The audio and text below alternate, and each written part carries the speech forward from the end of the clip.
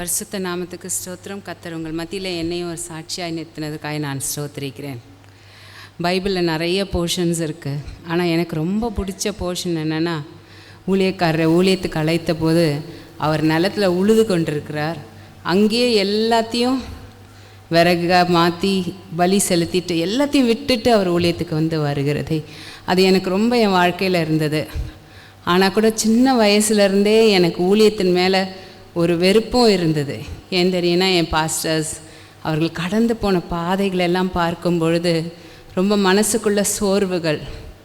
என் தகப்பன் ஒரு இந்து குடும்பத்திலேருந்து தன்னுடைய 15வது வயதிலே ரட்சிக்கப்பட்டு கர்த்தருக்காக வைராக்கியமாய் நிற்க வேண்டும் என்று சொல்லி எவ்வளோ போராட்டங்கள், அந்த ஹிந்துஸ்லேருந்து வந்ததுக்கப்புறம் வர்ற பிரச்சனைகள் எல்லாவற்றிலேயும் எங்களை கர்த்தருக்குள்ளே நின்று அதிலே விசுவாசத்தில் நிற்க எங்களை பழக்கி வைத்தார். அது இன்றைக்கி எனக்கு ஊழியத்தில் ரொம்ப உதவியாக இருக்குது. எதனா நாங்கள் கேட்டால் கூட, எங்கள் அப்பா ஒரு நல்ல பெரிய பிஸ்னஸ் மேனாக தான் இருந்தார். ஆனால் கூட கேட்டால் கூட, நீ போய் ஜெபம் பண்ண ஆண்டவர் தரேன்னு சொன்னார்னா உனக்கு வாங்கி தரேன்னு சொல்வார். அப்போ நாங்கள் ஜெபித்துட்டு அவர்கிட்ட போய் கேட்டால் தான் எதுவுமே நடக்கும்ன்ற விசுவாசத்துக்குள்ளே கர்த்தரை விசுவாசிக்க கர்த்தர் எங்களுக்கு கற்றுக் கொடுத்தார். ஆனால் நான் ஊழியத்துக்கு வருகிறதற்கு எனக்கு மனசில் இஷ்டமே இல்லை. ஏன்னா ஊழியத்துக்கு வந்தால் எரேமியா சொல்கிறார், அது நல்ல வேலை தான். பட் ஆனால் அதில் எவ்வளோ பாடுகள், நிந்தைகள், அவமானங்கள் இருக்குது என்பதை நான் உணர்ந்திருந்தேன். அதனால் நான் ஆண்டவர்கிட்ட சொன்னேன், ஆண்டவரே, சபையில் நல்ல ஊழியம் செய்து நான் நல்ல ஒரு அந்த ஊழியத்தை மாத்திரம் செஞ்சுட்டு நான் வரேன், நான் முழு நேர ஊழியத்துக்கு நான் வரமாட்டேன்னு சொல்லி அதிகமாக ஜெபித்து வந்தேன். ஏன்னா எனக்கு என்ன ஒரு ஆசைன்னா, எங்கள் உலக பிரகாரமான தகப்பன்கிட்ட கேட்டால் செய்கிறாரே, அதே போல் பரம தகப்பனும் எனக்கு செய்வார் என்று சொல்லி நான் அதிகமாக ஜெபித்து வந்தேன். ஆனால் தேவன் என்னோடு திட்டவட்டமாய் பேசி கொண்டே இருந்தார். மகளே, உன் நினைவுகள் என் நினைவுகள் அல்ல, உன் வழிகள் என் வழிகள் அல்ல, நீ என் சித்தத்துக்கு ஒப்புக்கொடு என்று சொல்லி அதிகமாய் பேசி கொண்டு வந்தார். ஆனால் எனக்கு அதில் இஷ்டம் இல்லாதனால நான் விட்டுட்டு. ஆனால் என்னுடைய திருமண நாட்கள் வரும்பொழுது தான் அதிக பிரச்சனைகள். இன்றைக்கி அநேக பெற்றோர்கள் கண்ணீர் வடிக்கிறதே பிள்ளைகளுடைய திருமணத்தில் தான். பொம்பளை பிள்ளை பிறந்த உடனே என்ன ஆயிடுது, மனசில் ஒரு பாரம், ஐயோ கல்யாணம் பண்ணி கொடுக்கணுமே அப்படின்னு சொல்லிட்டேன். அதே போல் தான் என்னுடைய திருமண நாட்கள் வந்த பொழுது அதிக பிரச்சனைகள், பாரங்கள் என் வயசு கடந்து போக ஆரம்பித்தது. ஏன்னா வர்றவங்க எல்லாம் ஊழியக்காரங்களே பயங்கர டிமாண்ட்ஸோடு தான் வந்தாங்க. சர்ச் கட்டணும், அதுக்கு தாங்க இதுக்கு தாங்கன்னு. அப்போ நான் சொன்னேன், எனக்கு பணத்தை நேசிக்கிறேன், ஒரு ஹஸ்பண்ட் எனக்கு வேணாம் அப்படின்னு சொல்லிட்டு ரொம்ப வைராக்கியமாக நின்னேன். என் திருமண நாட்கள் கடந்து போக ஆரம்பித்தது. அப்போ அநேகர் கேலி பேச ஆரம்பித்தார்கள். கேலி பேசுகிறது மட்டும் இல்லை, உனக்கு கீழே உன் தங்கச்சிங்க இருக்காங்க, உனக்கு விருப்பம் இல்லைன்னா அவங்களுக்காவது வழி விடு, அப்படிலாம் பேச ஆரம்பித்தார்கள். அப்பொழுது நான் ஒரு நாள் கர்த்தருடைய சமூகத்தில் அதிகமாக ஜெபிக்க ஆரம்பித்தேன். ஜெபித்த பொழுது ஆண்டவர் என்னோட திட்டவட்டமாக பேசினேன், நீ ஊழியத்துக்கு ஒப்புக்கொடு, உன் வாழ்க்கையில் நான் அற்புத அடையாளங்களை செய்கிறேன் என்று சொல்லி. அப்போ நான் ஒரே ஒரு காரியம் மாத்திரம் நான் கேட்டேன், ஆண்டவரே, நான் எந்த விஷயத்துக்கும் ஊழியத்துக்கு வந்த பிற்பாடு மனுஷங்கிட்ட போய் நிற்காதபடிக்கு நீர் என்னை நடத்துவீரானான். ஏன்னா எனக்கு தெரியும், 1ஆம் தேதி ஆனால் நிறைய ஊழியக்காரங்க எங்கள் வீட்டுக்கு வருவாங்க. எங்கள் அம்மா கிட்ட ஒரு சில நேரத்தில் பிஸ்னஸில் இருக்கிறதுனால ஒரு சில நேரத்தில் காசு இருக்கும், ஒரு சில நேரத்தில் காசு இருக்காது, ஒரு சில நேரத்தில் ரொம்ப சோர்ந்து போயிடுவாங்க அம்மாவே. அப்படிப்பட்ட சூழ்நிலைகள்லாம் எனக்கு வரக்கூடாது ஆண்டவரே, நான் மனுஷன்கிட்ட போய் நிற்காதபடிக்கு நீர் என்னை நடத்துவீரானால் நான் இந்த ஊழியத்துக்கு வரேன்னு சொல்லிட்டு நான் கர்த்தரிடத்தில் ஒப்பு கொடுத்தேன். இன்றைக்கு வரலும் கர்த்தர் அப்படி தான் நடத்துகிறார். எந்த தேவையாக இருந்தாலும் கர்த்தருடைய சமூகத்தில் நிற்கும் பொழுது அதற்கு கர்த்தர் பலன் தருகிறவராக இருப்பார். அதனால தான் நான் எப்போவுமே கர்த்தருடைய சமூகத்தில் இருந்து பெற்றுக்கொள்ள நான் அதிகமாக என்னை ஆயத்தப்படுத்தி வைத்திருந்தேன். அப்போது என்னுடைய திருமண நாட்களுக்காக நான் ஆண்டவருடைய சமூகத்தில் நான் ஊழியத்துக்கு ஒப்பு கொடுத்து ஒரே மாதத்தில் என்னுடைய திருமண காரியத்தை கர்த்தர் ஒழுங்குபடுத்தி கொடுத்தார். என் ஹஸ்பண்ட் ஒரு பைசா கூட வரதட்சணை வாங்காதபடிக்கு இன்றைக்கும் அவர் எங்கள் வீட்டுக்கு செய்கிற அளவுக்கு கர்த்தர் அவரை உயர்த்தி வைத்திருக்கிறார். அப்போது நம்ம நினச்சி நம்ம ஜெபிக்கிறது கர்த்தர் கண்டிப்பாக பதில் தருகிற தேவனாக இருக்கிறார். அப்படி என்னை நடத்தி வந்தார், இம்மட்டும் என்னை நடத்தி வருகிறார். 1 வருஷம் ஆயிடுச்சு, 2வது வருஷம் ஆயிடுச்சு, எனக்கு பிள்ளைகளே தங்கலைன்னொன்னே இங்கே நுங்கம்பாக்கத்தில் எங்கள் மாமியார் வீட்டுக்கு ஒரு நாள் வந்திருந்த போது எங்கள் மாமியார் ரொம்ப ஒரு மாதிரி பேச ஆரம்பித்தாங்க. அவங்களாம் இன்னும் ரட்சிக்கப்படலை எங்கள் மாமியார்லாம். அப்போ நான் பேசின உடனே எனக்கு ரொம்ப வருத்தமாயிட்டு நான் போய் ஆண்டவர் சமூகத்தில் உபவாசித்து ஜெபிக்க ஆரம்பித்தேன். ஆண்டவரே, மனுஷனுடைய என்னை கைவிட்டது போல் இருக்குது. ஏன்னா நாங்கள் மெடிக்கலாக போய் செக்கப் பண்ணோம்.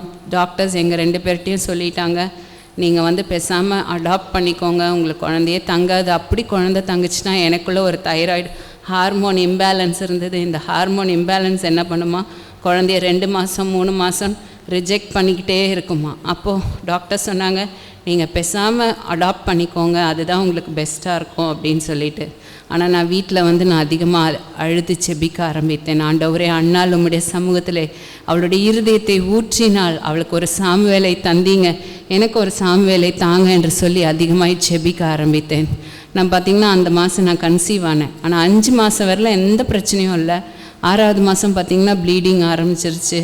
ரொம்ப ஒரு மாதிரி வேதனை எடுக்க ஆரம்பிச்சிச்சு. நான் ஹாஸ்பிட்டல் போகும்போது சொன்னாங்க, டாக்டர் உன் பேபி அபார்ட் ஆகுது, இது 7 மாத குழந்தையாக இருந்தாலாவது காப்பாற்றிடலாம், இது 6 மாத குழந்தை, இதோடைய ஹார்ட்டு லங்ஸ் எல்லாம் எப்படி இருக்கும்னு தெரியாது அப்படின்னு சொல்லிட்டு டாக்டர் சொன்னாங்க.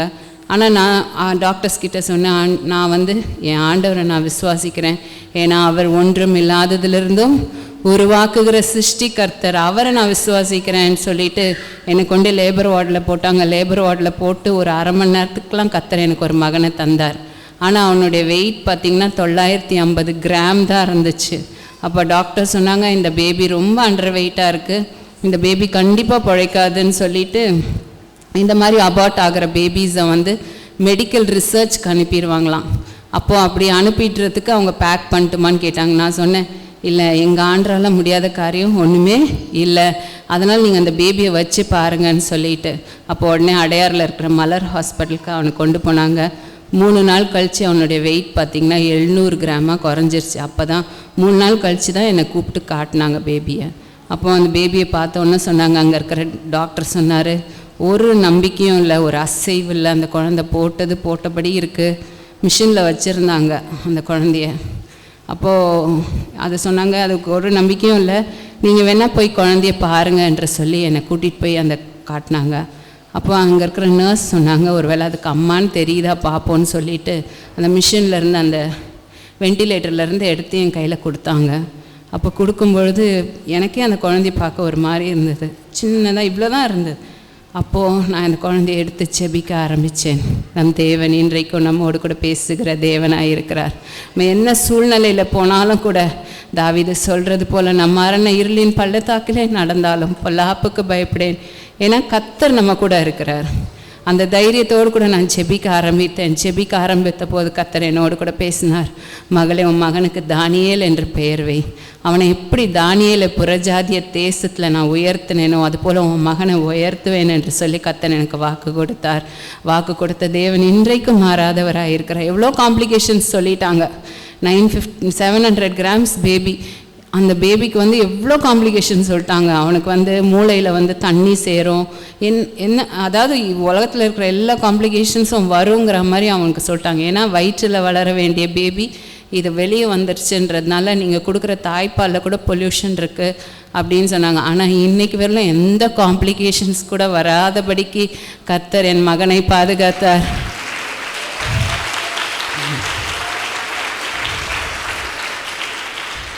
எங்கள் மாமியார் சொல்லிட்டாங்க, இந்த குழந்தைய நீ வீட்டுக்கு எடுத்துகிட்டே வரக்கூடாது அப்படின்னு சொல்லிட்டாங்க, ஏன்னா இது மென்டலி ரிட்டார்டட் பேபியாக தான் இருக்கும் அப்படின்னு சொல்லிட்டு. ஆனால் பார்த்திங்கன்னா எல்லாத்துலேயும் ஃபஸ்ட்டு வர இன்றைக்கும் எல்லாத்துலேயும் டேலண்ட்டாக இருக்க கர்த்தர் எனக்கு உதவி செய்தார். மகனை பார்க்குறீங்களா, அவனுக்கு இப்போது 10th ஸ்டாண்டர்ட் படிக்கிறான். நான் கேட்டேன், 10th எல்லோரும் டியூஷன் போவாங்களேடா, நீ டியூஷன் போறியான்னு.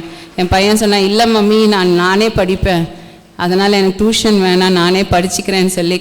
அப்படி ஒரு, ஏன்னா கர்த்தருக்கு காத்திருக்கிறது இருதயத்தை இளைக்க பண்ணும். ஆனால் வேண்டியது வரும்பொழுது அது எப்படி இருக்கும், அது ஜீவ விருட்சம் போல இருக்கும். அந்த விசுவாசம் எனக்குள்ள நிறைய இருக்குது. இன்றைக்கி என் பையன் என்னோடய வளர்ந்துட்டான். அவ்வளோ கர்த்தர் அற்புதங்களையும், ஏன்னா நான் பார்த்தேன், நீங்கள் சொன்னால் நம்ப மாட்டீங்க, அவன் பாயா கேர்ளான்றது கூட தெரில எனக்கு, அந்த உறுப்பு கூட வளரலை.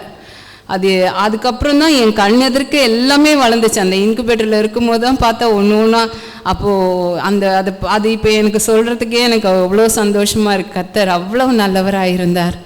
என் மகளை பார்த்திங்கன்னா 3ஆம் மாதம் அபார்ஷனுக்கு எழுதி கொடுத்துட்டாங்க. ஏன்னா ப்ளீடிங் அது நிற்கவே இல்லை.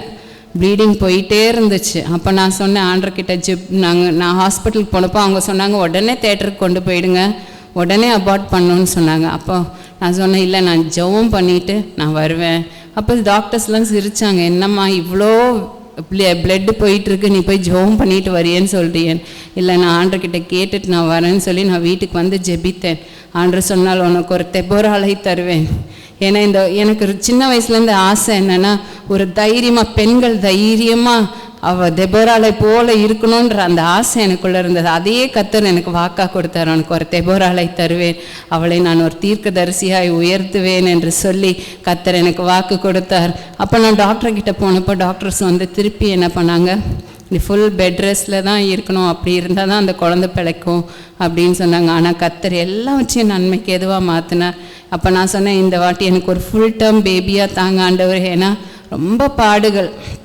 ஒரு சில ஊழியக்காரங்களே வந்து புல்பிட்டில் இருந்தே பிரசங்கம் பண்ணிட்டாங்க, அவங்க என்னமோ கர்த்தருக்கு விரோதமாக பாவம் செஞ்சாங்க, அதனால தான் கர்த்தர் அடித்து போயிட்டார் அவங்க மகனை, அப்படிலாம் பேச ஆரம்பித்தார்கள். நான் ஒன்றே ஒன்று உங்களுக்கு சொல்கிறேன், ஒரு விசுவாசியோ ஒரு ஊழியக்காரரோ ஒரு பாதை வழியாய் போகிறார் என்றால் கர்த்தர் அதிலிருந்து அவருக்கு ஒரு பாடத்தை கற்றுக் கொடுக்கவோ இல்லை அதில் கர்த்தர் மகிமைப்படக்கூட அந்த காரியங்களை செய்வார். நீங்கள் அவங்களுக்காக ஜெபிக்க முடிஞ்சால் ஜெபிங்க, வீணான வார்த்தைகளை மாத்திரம் யாரும் பேசாதீங்க. ஒரு அந்த விசுவாசியோடு கூட நீங்கள் ஜெபிக்கும் பொழுது அவங்களுக்கும் அது ஒரு பலனாக இருக்கும்.